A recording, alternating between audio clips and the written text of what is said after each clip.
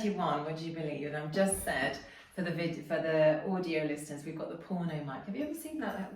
Listened to that podcast? My dad wrote a porno. No, you've told me about that before. It's so funny. Yeah, it's so funny.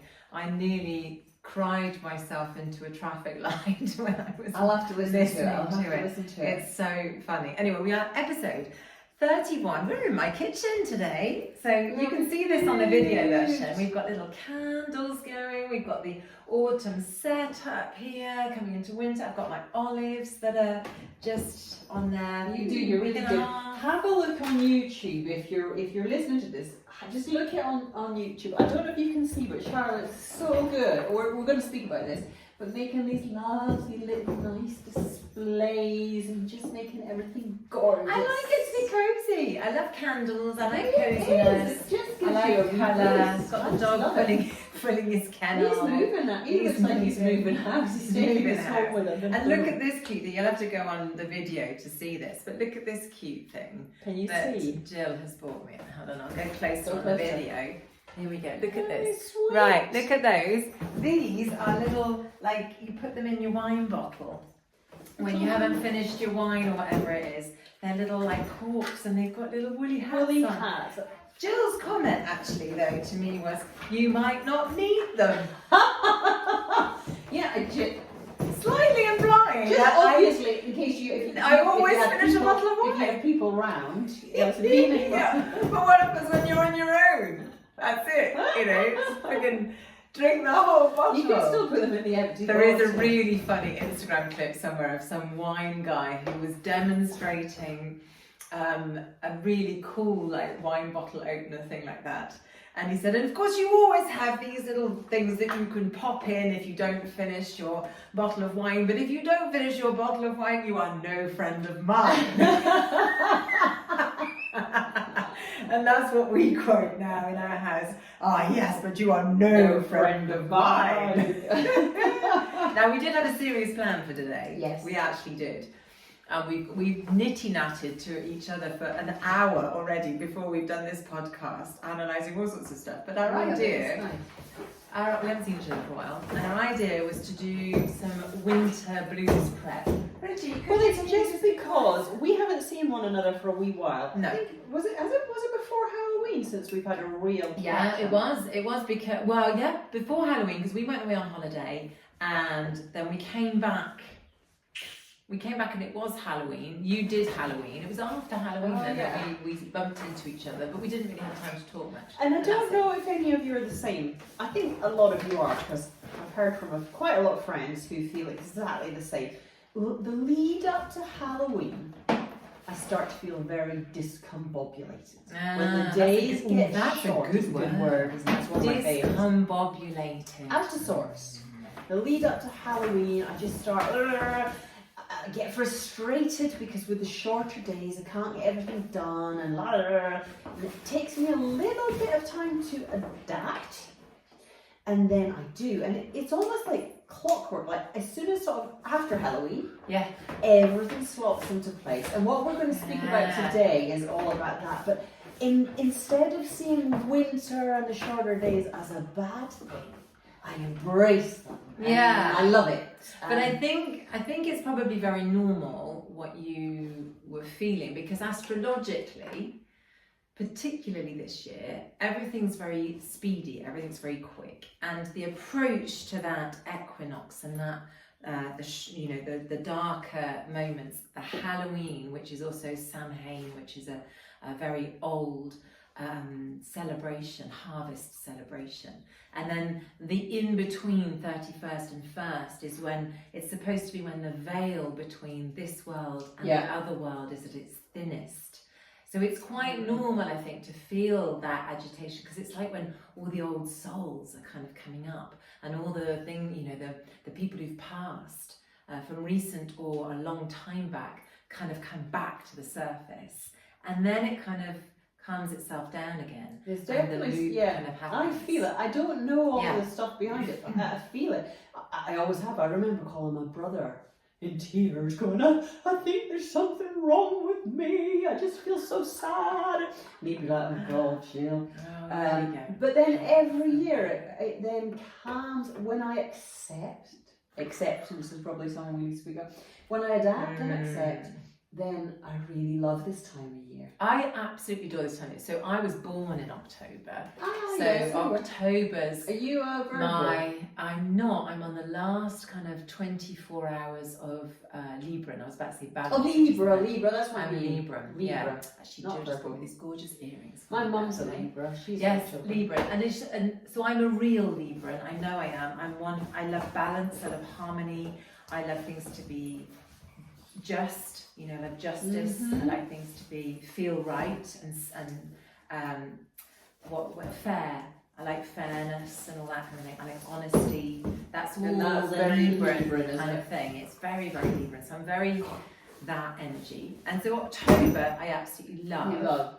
November, I'm always, for the last many, many years, November's a really busy month for me. Okay, and I know a lot of people are hunkering down, finding it difficult.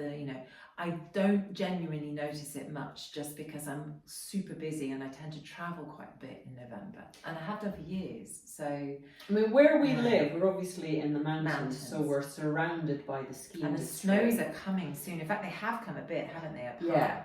But which I used to work in, and which many people around here do still work in, and it goes nuts in the winter. Nuts. And that's another thing I used to find hard, was like I wanted to go inward and just hibernate for the winter, and yet you're so busy, and that's really tough.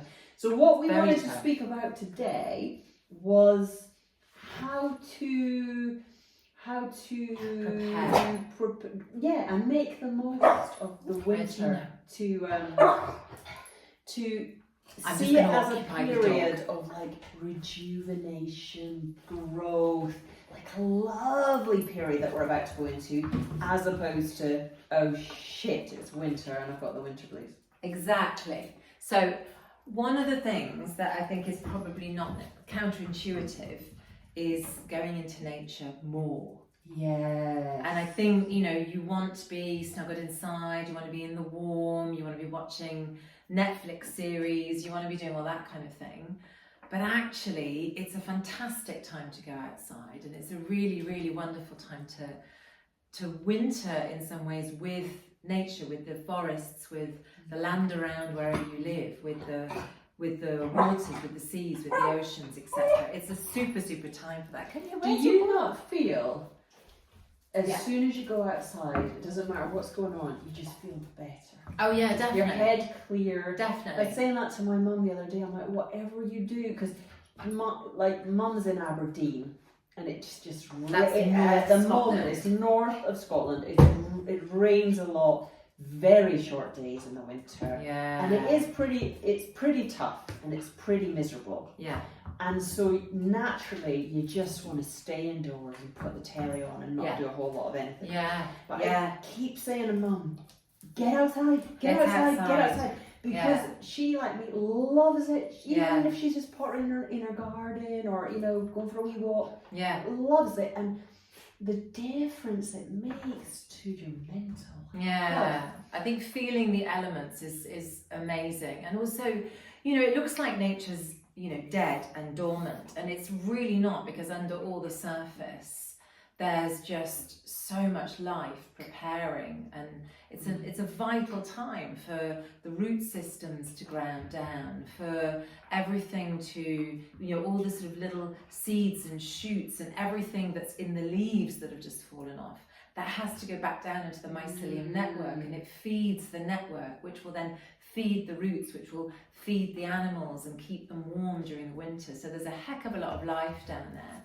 And when you walk on that, particularly in woods and forests and things, it actually releases a beautiful chemical. I was going to ask you, what's it, because it releases something, doesn't it, that's very, very good for you. It releases a kind of chemical reaction that you're breathing in. And Reggie, really, every time we do this podcast, he just alerts. I don't know whether to ignore him or whether to ignore him. Reggie, come here. I'm like the naughty sort of granny auntie that comes around that you just wants to play with. Exactly. We're just going to blame Jill for everything, but I might give him a chew of something in a second. But it releases something into the air. I don't know the exact word for the chemical reaction, but it releases something into the air that you then breathe in, that then positively affects your parasympathetic nervous system. Yes, that's what I was. It positively affects your mental health. It also helps fight against viruses because it's actually affecting positively what's called the AK cells in your body. And AK cells are things that fight illness, disease, virus. So it's all positive. There's nothing negative in there. Is he biting? He's alright. He's biting. I'm going to get him a chew. So what was another thing that you wanted to But so ladies, if you're going to do anything, make it your priority to get outside. Get outside. Just once a day, get outside. Ideally do a little bit of exercise when you're outside, but even if it's walking. So yes, that was number one. I'm going to add on to that, the movement. Movement was one of the other ones. And then the movement thing, I actually heard on the radio this week in France, someone saying that 10 to 15 minutes worth of dance, just in your house, dancing, it provides you with what they call your dose. So you've got the dopamine, you've got serotonin, you've got the 4 vital ingredients for your hormonal balance, which I thought was fantastic. And they're actually mentioning it on the radio. I did that the other day, so I thought of you because I see videos. Charlotte quite often puts videos where she. I recorded one this morning actually. Like that. Dancing in the but I did something and I'd forgotten about this. Right? I put on Alexa, and I suddenly, there was nobody else around. I started doing, what's the word? Expressive? Is it expressive dance? You know when you just dance? What's the word? So contemporary dance? Yeah. Or I don't know. And somebody made me think when I was young, little. Well, probably teenager, and there was nobody else in the house. Yeah. I used to put on music and I used to dance around the living room like I was a fool on, the twirling. Yeah. And I suddenly found myself doing it. I thought, God, if Paul comes home right now, I dread to think what he'll say. But I did it. And I had the best time. But what I did notice is, blimey, my hips don't move like these. You know, they used to do all these twirls and stuff, and it's like, oh my God, on the right hand side, I'm blocked, really awkward. But we don't go out, you see, and dance like we used to, I suppose, because we used to go out and dance in heels and boots and all sorts. And you'd always come back on a high. You would, although the next day I was sometimes a bit of a physical wreck. Not just from hangovers or anything, but just legs. Oh man, But that's a good one. But dance. And also the music, because the music lifts the mood, doesn't it? There's no quicker way for me to lift my mood than to put on a good old pumping tune. Well, music is good and vibration is good. So when you vibrate this throat area here, which is the glottis, thyroid gland. That's it. It's too much French this weekend. The thyroid gland. It actually affects your venous nerve, or the vagus nerve, the vagus nerve, which is brilliant for affecting your mental health in a positive way. I hear a lot about the vagus nerve. The vagus nerve, so it's all about the nervous system. It's all about harmonizing the nervous system. And simply by humming, so going is brilliant for it. There's actually a breath in yoga called Brahmari, which is like the bee breath. And you just take an inhale in, and then you put your tongue on your palate, like that. Keep your mouth shut. And then when you exhale, you just make the sound of a bee. How do you do a bee with your mouth shut? No, you don't do the you don't do it like that. How do you say bee? No, a bee buzzing bee. Bee buzzing. Oh, I thought you were saying. I think we might have to have a first level class. Bee. I was thinking level 1. Say bee. I'm like, how do you say level bee? Level 1, just the sound of the bee. Okay. Like that, and then it affects, in fact, your pituitary gland, which is in the centre of your head, which also has an effect on your endocrine system, so your hormonal system. And then it affects your thyroid gland, which is a regulatory gland. So it's really, really important to keep that kind of... Because that plays a part in weight gain and everything. Absolutely. Everything. It's so vital, the thyroid. So when people are hyperthyroid or underneath, if they're over the top or underneath, they're dysregulated. They have a big imbalance in their hormonal and in their nervous system. So they're massively imbalanced. So you want to try and, you know, positively affect that. So just a bit of humming. So no dieting, ladies, this winter. No. Just put on your music, do a bit of dancing, get outside, Just and put then a bit do of a bit of humming. Put a bit of cinnamon in your water. That's Oh really yeah, that's the other good. one we were going to speak about was nutrition and foods that just nurture and ginger. nourish. Ginger, really good Is for really good, your isn't immune it? system. Right, Reggie, I'm going to have to put you in a different room in a minute. I've given you 2 chili, cheeks. like cayenne, you know, like ginger, cayenne, lemon, are they not all quite good? If you Lemon's quite acidic, isn't it? I think that's the thing. If you have too much lemon, it can take the enamel off your teeth. Yeah, a friend of mine just got told that by her dentist. Yeah. She was drinking a lot of it in the water. Yeah, it's not good for you. It can be great a little bit because it regulates the pH levels. But if you have too much of it, it's not great. But if you have I have concentrated ginger that I take in the morning. I actually take it with my collagen. And I have concentrated ginger that I put warm water in, which is lovely then. But you don't have to if you want to just put some ginger in. That's really good. Great for keeping away colds. So you're just gonna he's taking part now in the podcast. There we go. Both paws on the table. As you do. Tail is wagging. It won't last long. You're lovely. So yeah, that's a good one. If you're finding that you're putting a little bit of weight on, the ginger's quite good for that. But if you just put some cinnamon powder in your water, it looks a bit disgusting. And don't put too much because it can be a bit of a gag. Yeah, but that's really good. Try that. In a litre of water, it's very good for your gut health anyway, but it's also really good for losing weight because it breaks down enzymes in your gut. I am going to try that. But what? So, and what we were speaking about earlier when it comes to nutrition, like so often in the winter, we all say, I'm really guilty of it, you less so. But you know, I'm not a saint, by the way. I'm really not a saint. I drink a glass of wine probably nearly every night. So there's no way I'm a saint. Sound like your confession. Yes, it's my confession. I don't smoke. But it's I don't do anything else. But I'm guilty, and I know others are or have been, of using the winter as almost an excuse to go, I'm going to listen to my body, and I'm just going to, give myself what I need, which is what we're promoting here. But what does that really mean? Listening to your body and giving yourself what you really need isn't lying on the couch with a bag of Monster Munch and a family-sized bag of Maltesers. Monster Munch, now there's a blast from the past. Oh, I miss Monster Munch. Goodness me, Beef, I didn't really like beef Monster Well, Munch. I'm vegetarian, so that wouldn't rock my boat. Or a chicken and mushroom pot noodle. Stick to your at the top there. Or they do, but then this is really bad too. I used to eat them with a can of Diet Coke. Nice. Yeah, full on Monty. But there. anyway, we're not doing that. We're not speaking of that. But she things does. like She does every night. But things like making nice pumpkin soup. Making good soup. Oh, good one. Vegetable soup. My friend made this one the other day. Butternut squash with chestnuts. Oh my god, it was delicious. But just even the thought of it, you think you're doing something nice. Then another girlfriend this weekend, she got walnuts, but she just toasted them a bit. Oh, it's a whole different ball game. It's a whole different ball game. Quite hard work to me because you got to crack the walnuts and la la la. See, I thought I was the lazy one. You like all that? No, not necessarily. Actually, my daughter's a chef. And so she Clem. comes home sometimes and she cracks all the nuts and puts them into a jar ready cracked for me. Oh, that's nice, isn't that it? nice? That's nice. That's love for you.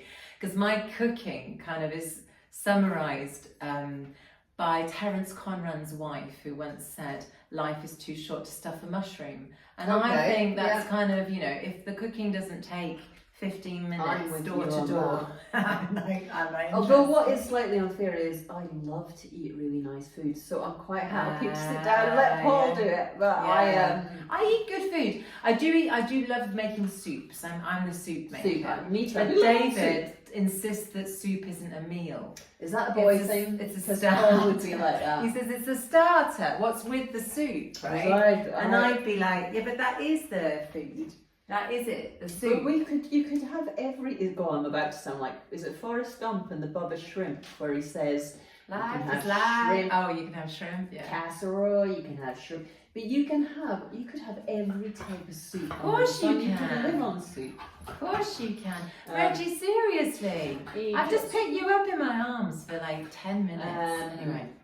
But yeah, so food. And I Food, know that really it's like easy for somebody to say food. But just, maybe, how can you try and make an effort to get those nutrients in, get some goodness in? Well, the other thing that I would say is oils. Oh yeah. So, oils is always a good one. Physio Try and always get say some good oils. Good oils. Get some good oils. So I'm just going to have to pick the dog up again.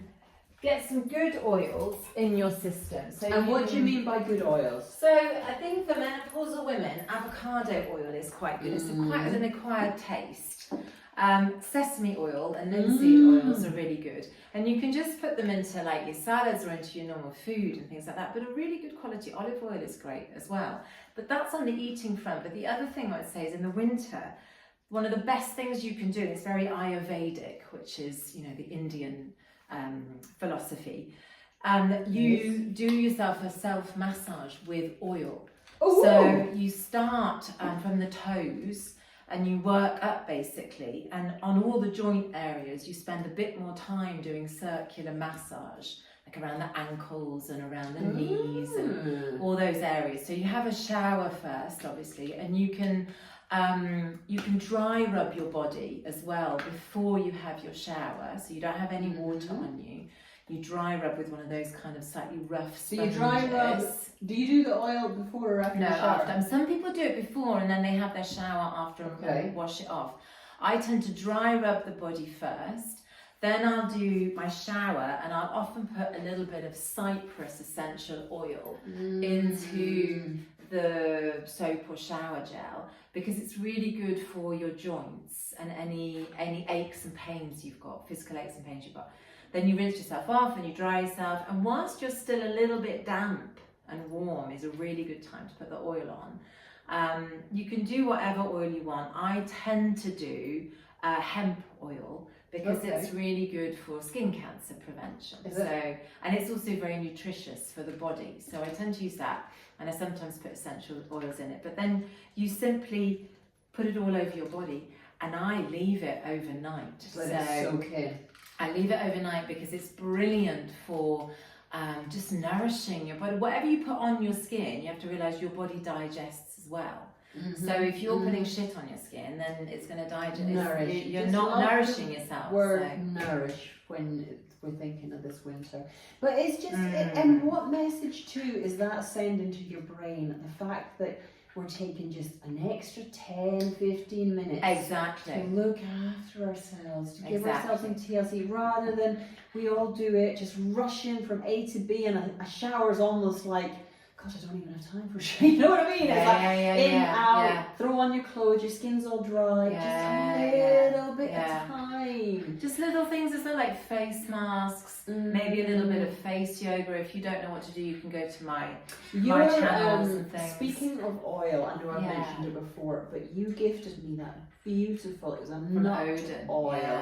And just when I bring it up to my face, it's gorgeous, I feel like I'm doing something wonderful for myself. I love it. It's just a bit of pampery. And all that makes a difference. All that makes a difference. The other things that we were going to suggest, it sounds like you're going to have a massive agenda, doesn't it? But meditation and breathing, and we might have to leave it on that. Yeah, we have to get that in. Kind of destroy. We can do this again. Yeah, we can come back to these things. Because we got this about meditation and breathing, because I don't know why it's like meditation, even although more and more of us are doing it, it still has a bit of a thing to it. Like, God, I hear people saying all the time, I can't do meditation, I can't do, oh no. I think that's the thing, everyone says do meditation. Yeah, and that's meditation has all sorts of different forms. Yeah. Well, breathing. So, again, we were thinking about rest as in restful things that rejuvenate. And meditation is one of those. One of the things the easiest meditation you can probably ever do is looking at the flame of a candle. Oh, that's a good idea. It's actually called tratak in yoga, tratak. Reggie, If I take them up, will please. he go crazy? I don't know. Maybe you want to. Do you want to come up with Jill for a bit? Do you want to come Just up? watch You the can't eat olives. the olives. Don't eat the olives. There we go. Just gonna make sweet love. Kisses from a little puppy is one of the best ways to get through the winter. That's very true, actually. But yeah, it's called tratak, and you just stare at the flame. And so, whilst you're staring, obviously, and you have to, if you can, try and get the flame at your eye level. Right, it's the ideal. Because then you've got the flame, you've got the light, but you've also got the concentration. Because meditation is actually really hard, right? Most people just concentrate. That's what we're doing. And people get freaked out because they're all their thoughts are coming in, Which is and normal, so then they and say, that's "I normal. can't do it." But that's what meditation That's is. normal, and it's about consistency. It's about showing up for 5 minutes, 10 minutes every day, and just doing something that allows you to rejuvenate and concentrate. That's I really like hurt your I like doing it first thing. Yes, Meditation. No, that's what I do. I do it first. 10 minutes, just first thing in the morning. That's all I do. Have his chewy. When you chew. Yeah. Do you want to just So meditation. There's a brilliant book actually by Christmas Humphrey. What a name, Christmas Humphrey. Christmas Humphrey. Christmas Humphrey. I don't know if he's still alive. He'd be very old if he is. Probably is, but he used to be a judge in the UK. Still is a judge probably, because I don't think they ever lose their judgeness. But Christmas Humphrey, big advocate for meditation. And he wrote a book called Concentration and Meditation. Mm-hmm. And really, the conclusion of it is most people just concentrate and they don't actually meditate. Okay. So the tratak is really good. That's a really good way That's of a doing simple one to Really start with. I simple. think that's a really lovely idea. And it gives you that wee sanctuary, that element Of course of it does. again, And you know, it's really not nice difficult. ritual. One candle, always remember to blow them out before when Yeah. you leave the house. We've had a few people have some house fires recently around us. So blow the candles out. The other one is to just focus without focusing on something outside in nature through your window, and particularly early in the morning or late at night when you've got the bird song, because bird song, it's been proven now, is also very good for your immune system. So if you're listening to the bird song, Speaking of That's listening to affecting that's you. a And type nervous of system. meditation I like is instead of focusing on, I like focusing on the sounds. yes, that's good too. Near, far, because it just gives me something to focus on. Always got it. Yeah. There is a really good I one. really like that. That is a sound-based one, which is called the heart frequency meditation. And you can check these out on YouTube. Some of them too elaborate. You don't need too elaborate. You want it to be quite simple. Especially to start, I think. Because otherwise you've got too much background all stuff. got a You bit just want something freaky. really, really simple. But all it is every time you hear the gong, so it will just go dong, dong. You breathe in or you breathe out. Ooh, I would like that. And what it does is it brings your heart frequency back into an alpha state. So it might feel that it's a bit quick at first and a bit too structured, but then after a while you're absolutely with it, and your body then shifts into this alpha state because your heart is beating and vibrating at a more sort of controlled, regular pace. Right. Because we live on a vibration that is like way up here. You want to bring it down to the same frequency and vibration as the earth. That's what meditation does. And you it feel brings that down to start. flat. I mean, you probably don't because you're a lot more used to it than me. But I feel every time it takes me a couple of minutes. Oh, it will. To get Oh, to no, it just takes me. but I know it comes. It takes me that time as well. And to it's just and then suddenly you feel the difference, and it's like, oh, that's nice. exactly. And I think it does take that time, and that's normal because you can't just. I was teaching this at the weekend to my teacher trainees, and I was saying, you have to gauge, because the question was this: within your structure that you teach, Charlotte, you say that you can put meditation first sometimes, or breathing first sometimes. How do you know? And I said, really, you will probably do breathing first anyway, because most people will arrive to a yoga class and they will be busy. Yeah. Their minds will be busy, they've just turned up from whatever they've been doing, dropping the kids off for school, coming in from work, whatever it happens to be. There's a high chance they're not going to be completely placid and on and it takes you a while to switch off. It takes you a while to switch off from it all. So the easiest thing you can do is to breathe and to just start counting your breath. 1, 2, 3, 4, 5. We were speaking about that earlier. 5. Even if you're opposed to meditation, just Breathe. try a bit of focused breathing. Just focus a bit and really focus. By that I mean either close your eyes or keep them open. Doesn't really matter. easier sometimes to close the eyes because then you don't have any visual stimulation, and you simply count your breath. But don't go 1, 2, 3, 4, 5 like I've just done. Do it really slowly, and you can go 1, 2, 3, 4, 5 as the inhale, but exaggerate it slightly, and then come back down. 5, 4, 3. And you will feel it. It's so easy. It's so easy. It's free. You can do it anywhere. Only takes a couple of minutes. Anywhere. And it makes a massive difference. Makes a huge difference. If you want to, then when you've done that, you want to have a little extra kind of boost or connection, because we talked about connection, didn't we? Oh, that was a good professional link. Did you like that? Yeah. That was smooth as silk, that one. You can tap. Oh, yeah. Like I teach tapping. Well, I guide people on EFT, which is emotional freedom technique. So you tap in different places, and you can say something, but you don't have to say anything, or you can just say the word for the day. And it just releases those trapped emotions. Love, or I'm standing in my truth, or I'm standing in my confidence. I feel aligned and confident, and you just tap. So there are lots of different areas. And what a beautiful way to start the day. Oh yeah, it's brilliant. To do something like that rather than just jumping out of bed, rushing in the shower and off you go. To do something like that. And I think the thing, when you're going through the menopause, your mind is all over the place. And I think the thing that really helped me, and still helps me now, is write yourself a little kind of wellness charter. But don't make it difficult. Don't make it simple. Don't make it an hour and a half long, because you'll never do it. You will never do it then, will you? So put everything. So if you're going to do the massage things, for example, if you're going to do anything that's in the bathroom, have the stuff there. Yeah, make it easy. Don't have it in the kitchen, because you won't do it, right? So prepare everything and have it there. If you're going to do the breathing and the meditation, find your spot, already, like the night before, so that you know where you're going to sit. Try and make it special. I always say to everybody, make that corner of your room really inviting. Yeah.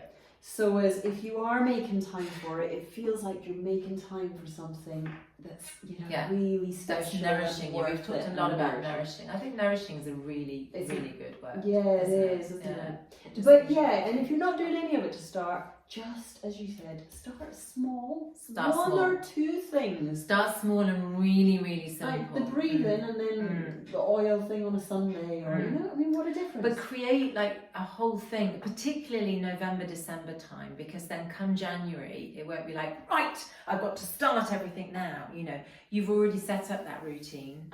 You've already set up your wellness chart. You've already set up, maybe start, first week it's just 2 things. The second week it might be 3. So that by the time you get to the end of December and January, in the heart of the winter, when some people really crumble and find January, February difficult, those are the 2 months that are really hard, I think, for a lot of people. And they do dry January. I don't like dry January. I don't like anyone telling me what I should do. But you also don't really have to, because you're not actually tanking bottles of wine. I'm not. It makes it sound like a total alcoholic.